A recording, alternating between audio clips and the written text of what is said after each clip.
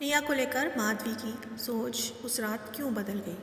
निया ऑफिस के लिए तैयार हो रही थी। माधवी वैसे तो ड्राइंग रूम में पेपर पढ़ रही थी, पर उनका पूरा ध्यान अपनी बहू निया की ओर ही था। लंबी सुडोल दृष्टि, कंधों तक कटे बाल, अच्छे पद पर कार्यरत अत्याधुनिक निया उनके बेटे विवेक की पसंद थी। माधवी को भी इस प्रेम विवाह में आपत्ति करने का कोई कारण नहीं मिला था। इतनी समझ तो वह रखती थी कि इकलौते योग्य बेटे ने यूं ही कोई लड़की पसंद नहीं की होगी। उन्होंने मूक सहमति दे दी थी, पर पता नहीं क्यों उन्हें निया से दिल से एक दूरी महसूस होती थी। वह स्वयं उत्तर प्रदेश के मेरठ शहर में अकेली रहती थी। पति श्याम सालों पहले साथ छोड़ गए थे। विवेक की नौकरी मुंबई में थी। उसने जब भी साथ रहने के लिए कहा था तो माधवी ने ये कहकर टाल दिया था कि सारा जीवन यहीं बिताया है, पास पड़ोस है, संगी साथी हैं, वहाँ मुंबई में शायद मेरा मन न लगे। तुम दोनों तो ऑफिस रहोगे दिन भर, अभी ऐसे ही चलने दो। जरूरत हुई तो तुम्हारे पास ही आऊँगी, और कौन है मेरा। साल में एक आध बार वह मुंबई आ जाती है, पर यहाँ उनका मन सचमुच नहीं लगता। दोनों दिन भर ऑफिस में रहते, घर पर भी लैपटॉप या फ़ोन पर व्यस्त दिखते। साथ बैठकर बातें करने का समय दोनों के पास अक्सर नहीं होता। ऊपर से निया का मायके भी मुंबई में ही था। कभी वह मायके चली जाती तो घर उन्हें और भी खाली लगता। नया साल आने वाला था, इस बार वह मुंबई आई हुई थी। निया ने फ़ोन पर कहा था, यहाँ आना ही आपके लिए ठीक होगा, मेरठ की ठंड से भी आप बच जाएंगी। निया उनके संबंध कटु तो बिल्कुल भी नहीं थे, पर निया उनसे बहुत कम बात करती थी। माधवी को लगता था कि शायद विवेक उन्हें ज़बरदस्ती मुंबई बुला लेता है और निया को शायद उनका आना पसंद न हो। निया की सोच बहुत आधुनिक थी। पति पत्नी घर के काम दोनों मिलकर ही संभालते हैं, यह माधवी के ने निया के मुंह से सुना था, तो उसकी स्पष्टवादिता पर वह बड़ी हैरान हुई थी। निया को वह मन ही मन में खूब जांचती परखती और उसकी बातों पर मन ही मन हैरान सी रह जाती। सोचती, अजीब मुंहफट लड़की है। आधुनिकता और आत्मनिर्भरता ने इन लड़कियों का दिमाग खराब कर दिया है। कल ही कह रही थी, विवेक मैं बहुत थक गई हूँ, तुम ही सबका खाना लगा लो। उन्हें तो थके हारे बेटे पर तरस आना ही था। फौरन कहा, अरे तुम दोनों तो फ्रेश हो लो, मैं खाना लगा लूँगी। श्यामा सब बना कर ही तो रख गई है, बस लगाना ही है तो है। और उन्होंने सबका खाना टेबल पर लगाया। पिछले संडे को सुबह उठते ही कह रही थी, विवेक आज पूरा दिन रेस्ट का मूड है, श्यामा के हाथ का खाने का मूड नहीं है। नाश्ता बाहर से ले आओ और लंच भी ऑर्डर कर देना। माधवी ने पूछ लिया, निया मैं बना दूँ कुछ? निया ने हमेशा की तरह संक्षिप्त सा उत्तर दिया, नहीं माँ, आप रेस्ट कीजिए। मुझसे तो पता नहीं क्यों इतना कम बोलती है ये लड़की। अभी 2 साल ही तो हुए हैं विवाह को, सास बहू वाला कोई झगड़ा भी कभी नहीं हुआ, फिर इतनी गंभीर क्यों रहती है? ऐसा भी क्या सोच समझ कर बात करना। माधवी अपनी सोच के दायरे में उलझी सी रहती। माधवी को मुंबई आए 10 दिन हो रहे थे। निया नए साल पर सब दोस्तों को घर पर बुलाकर पार्टी करने के मूड में थी। विवेक भी बहुत खूब उत्साहित था, पर अगले ही पल क्या हो जाए किसे पता होता है। शाम को अचानक बाथरूम में माधवी का पैर फिसला तो वे चीख पड़ी। विवेक और निया भागे आए। दर्द की अधिकता से माधवी के आंसू बह निकले थे। उन्हें फौरन हॉस्पिटल ले जाया गया। पैर में फ्रैक्चर हो गया था, प्लास्टर चढ़ाया गया। माधवी को इस बेबसी में रोना आ रहा था। घर आकर भी 2-3 दिन सो न सकी, बड़ी बेचैन थी। डॉक्टर को घर पर ही बुलाया गया। उनका ब्लड प्रेशर हाई था। पूर्ण आराम और दवा के निर्देश दे डॉक्टर चला गया। विवेक उन्हें आराम करने के लिए कहकर लैपटॉप पर व्यस्त हो गया। माधवी को इस तकलीफ में जीने की आदत डालने में कुछ दिन लग गए। पहले निया के मना करने पर भी कुछ न कुछ इधर उधर करते हुए अपना समय बिता लेती थी। अब तो अकेलापन और बढ़ता लग रहा था। एक संडे को वह चुपचाप अपने रूम में लेटी थी।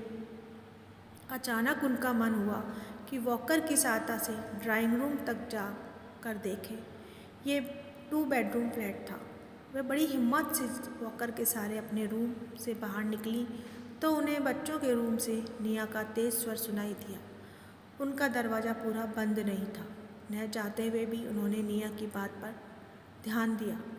निया तेज स्वर में कह रही थी, माँ तुम्हारी है, तुम्हें सोचना चाहिए। माधवी को तेज झटका लगा। मन आहत हुआ कि इसका मतलब मेरा अंदाज़ा सही था कि निया को मेरा यहाँ आना पसंद नहीं।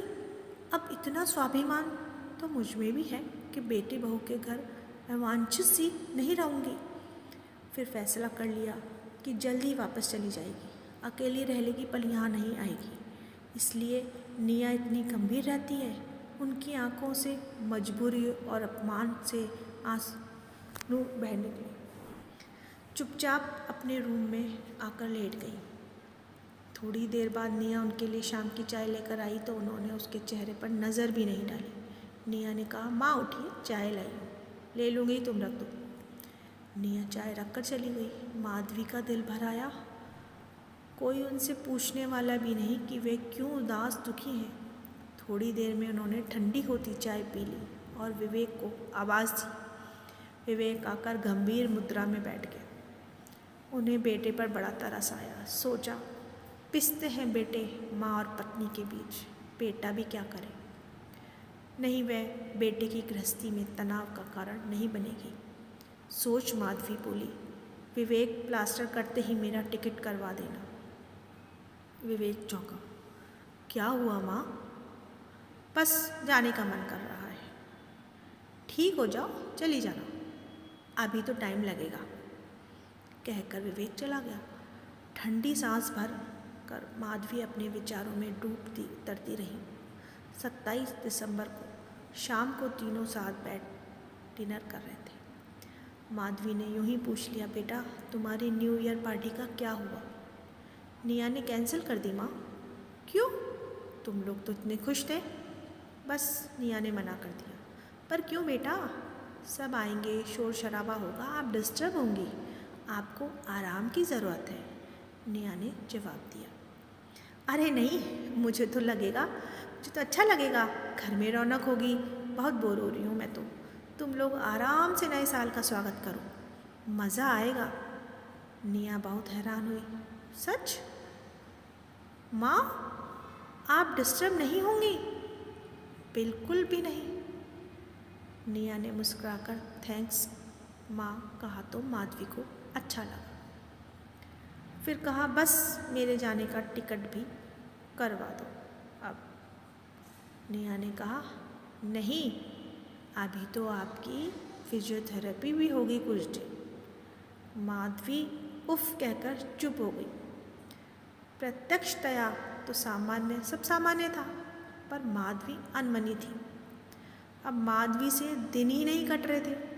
कभी कभी बेबस बेचैनी सी हो जाती, मन रहा था। अब बहू उन्हें रखना नहीं चाहती थी, बेटा मजबूर था। ये बात दिल को कचोटती रहती थी। 31 दिसंबर की पार्टी की तैयारी में निया व्यस्त हो गई। विवेक भी हर काम में यथासंभव साथ दे रहा था। दोनों के करीब 15 दोस्त आने वाले थे। बैठे बैठे जितना संभव था माधवी भी हाथ बटा रही थी। खाने की कुछ चीज़ें बना ली थी, कुछ ऑर्डर कर दी थी। दोपहर तक सारी तैयारी के बाद लंच करके माधवी थोड़ी देर अपने रूम में आकर लेट गई।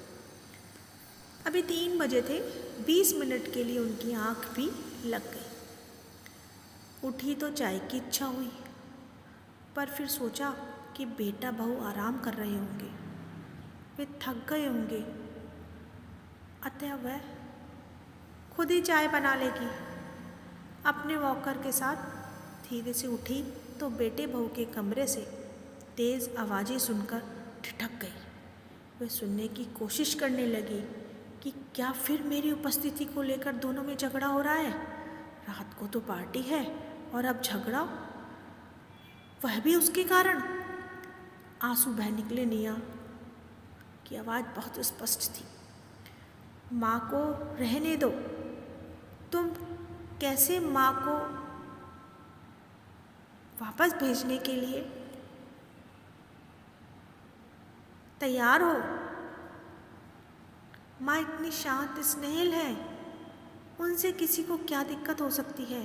वे दिन भर अकेली रहती है, उनका मन नहीं लगता होगा, तभी उस दिन अपना टिकट करवाने के लिए कहा होगा। मैंने अपने ऑफिस में बात कर ली है, जब तक उनका प्लास्टर नहीं उतरता मैं वर्क फ्रॉम होम कर रही हूँ। बहुत ज़रूरी होगा किसी दिन तब चली जाऊँगी। तुम बेटे होकर भी उन्हें भेजने की बात कैसे मान जाते हो? और कौन है उनका? अब वह कहीं नहीं जाएंगी, यहीं रहेंगे हमारे साथ। मन में उठे भावों के उतार चढ़ाव से वॉकर पकड़े माधवी के हाथ तो काँप ही गए। चुपचाप आकर अपने बेड पे थंब से बैठ गई कि ये क्या सोच रही थी और सच क्या था। वह कितना गलत सोच रही थी।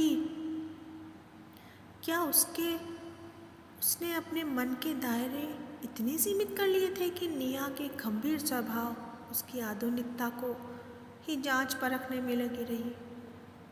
उसके मन की गहराई तक तो पहुंच ही नहीं पाई। उफ, उस दिन भी तो निया यही कह रही थी कि माँ तुम्हारी है, तुम्हें सोचना चाहिए। सच ही तो है कि कई बार आँखें जो देखती हैं, कान जो सुनते हैं, वह सच नहीं होता। वह तो निया के कम बोलने, गंभीर स्वभाव को अपनी उपेक्षा समझती रही। पर यह तो निया का स्वभाव है, क्या बुराई है इसमें? उसके दिल में तो उसके लिए इतना अपनापन और प्यार है। आज निया जैसी बहू पाकर तो वह धन्य हो गई। आँखों से अब कुछ स्पष्ट नहीं दिख रहा था, सब कुछ धुंधला सा हो गया था। खुशी और संतोष के आंसू तो भरे थे आँखों में। तभी निया चाय लेकर अंदर आ गई। माधवी को विचार मगन देखा, पूछा, क्या सोच रही हैं माँ? माधवी को कुछ समझ ही नहीं आया तो हैप्पी न्यू ईयर कहते हुए मुस्कुराकर अपनी बाहें फैला दी। कुछ न समझते हुए भी उनकी बाहों में समाते हुए कहा, ये क्या माँ, अभी से? माधवी खुलकर हंस दी। हाँ, अचानक अपने दिल में अभी से नव वर्ष का उल्लास, उत्साह अनुभव कर रही हूँ। नए साल का स्वागत नई उमंग से करने के लिए माधवी अब पूरी तरह से तैयार थी। निया के सिर पर अपना स्नेह भरा हाथ फिराकर मुस्कुराते हुए चाय का आनंद लेने लगी। Please subscribe.